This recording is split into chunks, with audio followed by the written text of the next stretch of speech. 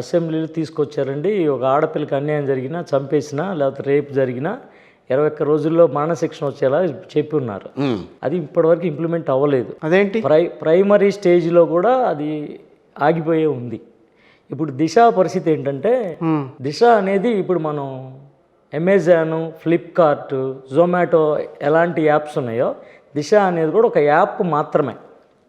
దిశ అనే పేరు మహిళా పోలీస్ స్టేషన్లకి రంగు మార్చి దిశ అని పెట్టారు. ఏమండి, దిశ చట్టం అనేది లేదు. ఒకవేళ దిశ చట్టం అనేది ఉంటే ఇప్పుడు SC ST prevention of SC ST act ఉంది, ఎస్సీ ఎస్టీ చట్టం. ఇవి ఇప్పుడు ఎస్సీ ఎస్టీ కేసులు చూసేందుకు సపరేట్ కోర్టులు ఉన్నాయి. అవును, సపరేట్ కోర్టులోనే క్రిమినల్ కేసులు చూసే కోర్టులే ఉన్నాయి. బట్ ఎస్సీ ఎస్టీ కేసులు చూడటానికి వేరే కోర్టులు ఉన్నాయి. అట్లాగే మరి దిశ కేసులు చూసే కోర్టులు ఉండాలి. ఫాస్ట్ ట్రాక్ కోర్టులు ఏర్పాటు చేశారు కదా?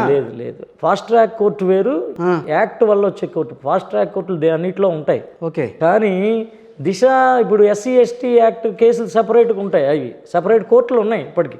అట్లాగే దిశ చట్టం ప్రకారం చూసే దిశ కోర్టులు ఉండాలా, అవి లేవు. దిశ పోలీస్ స్టేషన్ వరకే ఉన్నాయి. దిశ పోలీస్ స్టేషన్ ఏం లేదు. మహిళా పోలీస్ స్టేషన్కి దిశ పోలీస్ స్టేషన్ అని పేరు పెట్టారు. అంతవరకు. అదేంటి? అంతవరకే. అది దివాకర్ గారు చెప్తున్నారా లేకపోతే నిజంగా అక్కడ ఉంది అది పరిస్థితి? ఒకవేళ అదే నేను చెప్పేది అబద్ధం అనుకోండి. ఇప్పుడు పోలీస్ ఆఫీసర్స్ ఉన్నారు కదండి, దిశ కేసులు చూసే పోలీస్ ఆఫీసరు, వాళ్ళు ఎవరన్నా రిటర్న్గా మాకు రాసి ఇవ్వండి, దిశ చట్టం అనేది ఒకటి ఉంది, ఇదిగో దిశ చట్టం, ఇది ఈ యాక్టివ్. ఏపీ అసెంబ్లీలో కూడా దానికి సంబంధించి చేసుకొని చేశారు కదండి. అవేమి ఇంప్లిమెంటేషన్ అవ్వలేదు.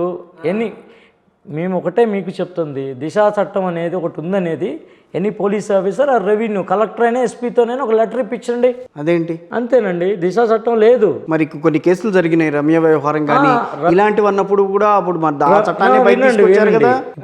ఇప్పుడు ఏమవుతుందంటే, ఆడపిల్లలు 498A ఇది మన వరకట్నం కేసులు, గృహహింస కేసులన్నీ మహిళా పోలీస్ స్టేషన్కి అటాచ్ చేస్తారు. ఓకే. ఈ మహిళా పోలీస్ స్టేషన్ దిశ పోలీస్ స్టేషన్ అంటారు. అట్లాగే ఒక ఆడపిల్లలు ఇలా కొన్ని స్పెషల్ మర్డర్ జరిగిన కేసులు దిశ వాళ్ళే చూస్తున్నారు. ఓకే. దిశ వాళ్ళే చూస్తున్నారు. అప్పుడు ఏమైందంటే, రమ్య మర్డర్ జరిగినప్పుడు అప్పుడు గుంటూరు ఎస్పీ గారు కూడా దిశ చట్టం లేదని డైరెక్ట్గా ఓపెన్గా చెప్పుకున్నారు అఫీజ్ ఎస్పీ గారు. మళ్ళీ తర్వాత రోజు అప్పుడు హోమ్ మినిస్టర్ గారు సుచరిత మేడం గారు దిశ చట్టం ఉంది, 3 ఉరిశిక్ష పడ్డాయి దిశ చట్టంలో అన్నారు. మళ్ళీ ఇంకా అంతే, అదేన్ని అబద్ధాలు. ప్రజలకి ఎవరికి దగ్గరగా తీసుకెళ్ళట్లేదు గవర్నమెంట్. అంటే యాప్ డౌన్లోడ్ చేయకపోతే అందరి మీద అయ్యేం లేదు, ఇష్టం వాళ్ళకి చేసుకున్నారు, లేకపోతే లేదు. కాకపోతే పోలీసు వారు చెప్తున్నప్పుడు అంత గట్టిగా ప్రభుత్వం చెప్తున్నప్పుడు మీరు కాదనంటే ఏంటి? అసలు నాకేం అర్థం కావట్లేదు. మీరు కనుక్కోండి, మీరు ఒక ఆఫీసర్కి ఆర్టీఐ పెట్టి దిశ చట్టం డీటెయిల్స్ ఇవ్వమని అడగండి, చెప్తారు వాళ్ళు. సో ప్రస్తుతానికైతే దిశ చట్టం లేదు. దిశ చట్టం అనేది మరి ఏం భద్రత ఎట్లా అండి? ఎవరు వాళ్ళదే చూసుకోవటం అండి, అంతవరకేను. పరిస్థితి ఏం భద్రతలు అయితే లేదు. మీరు పాలిటిక్స్లోకి వెళ్దామని అనుకుంటున్నారు, రాజకీయాల్లోకి, అది కూడా తెలుగుదేశం పార్టీలోకి వెళ్దాం అనుకుంటున్నారు కాబట్టి మీరు ఇట్లా మాట్లాడుతున్నారంట. మేము ఎప్పటి నుంచో రాజకీయాల్లో ఉన్నామండి, ఇప్పుడు వెళ్ళటం కాదు. నేను గత 15 సంవత్సరాలుగా పొలిటికల్ ఇష్యూస్ చూస్తూనే ఉన్నాను. చూస్తే వెళ్తామేమో, అంతేగాని. మరి ఇన్ని డీల్ చేసినప్పుడు, ఇన్ని రకాల కేసులు డీల్ చేసినప్పుడు ఆంధ్రప్రదేశ్లో దిశ యాప్కి తప్పించి యాప్కి మాత్రమే పరిమితమైంది, యాక్ట్ రాలేదు అని చెప్పి ఎందుకు మీరు దాని మీద పోరాడలేకపోయారు? పోరాటం ఏంటంటే తెలుసు చెప్తున్నాం కదా. దిశ చట్టం అనేది లేదండి. దాని గురించి మీరు కావాలంటే ఎవరన్నా అడగండి. నేను పోలీస్ ఆఫీసర్ ఫోన్ చేసి ఇప్పుడు అడగండి, మీకు తెలిసిన వాళ్ళు ఎవరు ఉంటే. ఇది కంప్లీట్ రాంగ్ ఇన్ఫర్మేషన్. గవర్నమెంట్ ఒక ఆడపిల్లల భద్రత విషయంలో గవర్నమెంట్ తప్పుగా వెళ్ళకూడదు, ఉన్నది ఉన్నట్టుగా చెప్పాలి. అయితే యాప్ వరకు వాళ్ళకి ఏమైనా సెక్యూరిటీ వస్తుందేమో, ఎంతవరకు సెక్యూరిటీ వస్తుందో చూసుకోండి మీరే. కాదండి, ఒకటి దివాకర్ గారు, అక్కడ పెద్ద పెద్ద ఇన్సిడెంట్స్ అంటూ ఏం జరగలేదని అనుకుంటున్నాను నేను. ఇప్పుడు అయితే జరిగినాయి బయటికి రావండి. ఓకే, బయటికి రా. మీకు ఒక ఎగ్జాంపుల్ చెప్తున్నాను, చెప్పండి. 2020 మేలో కరోనా టైంలో ఒక ఆడపిల్ల మీద ఒక ఎస్ఐ, బిట్రగుంట పోలీస్ స్టేషన్లో ఒక ఎస్ఐ రేప్ చేస్తే మేము దిశ పోలీస్ స్టేషన్ నెల్లూరులో కేసు రిజిస్టర్ చేయించామండి.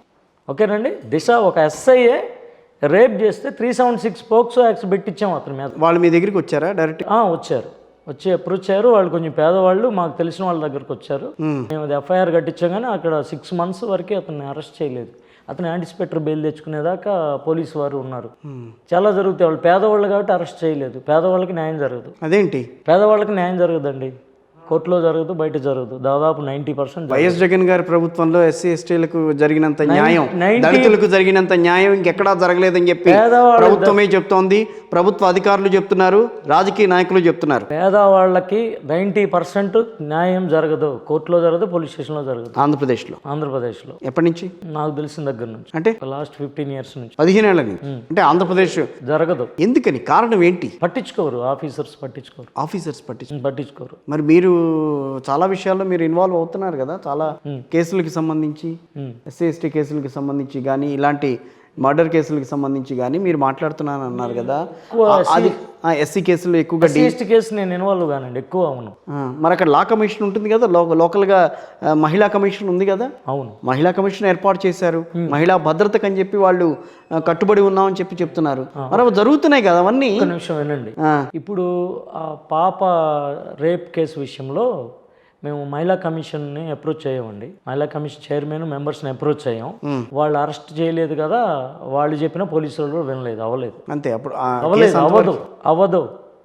అవ్వదు అంతే. ఎందుకు దివాకర్ గారు ఇట్లా మాట్లాడేస్తున్నారు? విషయం ఏంటి అసలు? ఏంటి అంత కోపం ఏంటి ఆంధ్రప్రదేశ్ ప్రభుత్వం? ఒక విషయం అండి, మహిళా కమిషన్ కనీస బాధ్యత తీసుకోలేదు. మేము అరెస్ట్ చేయమని కూడా చెప్పట్లేదు.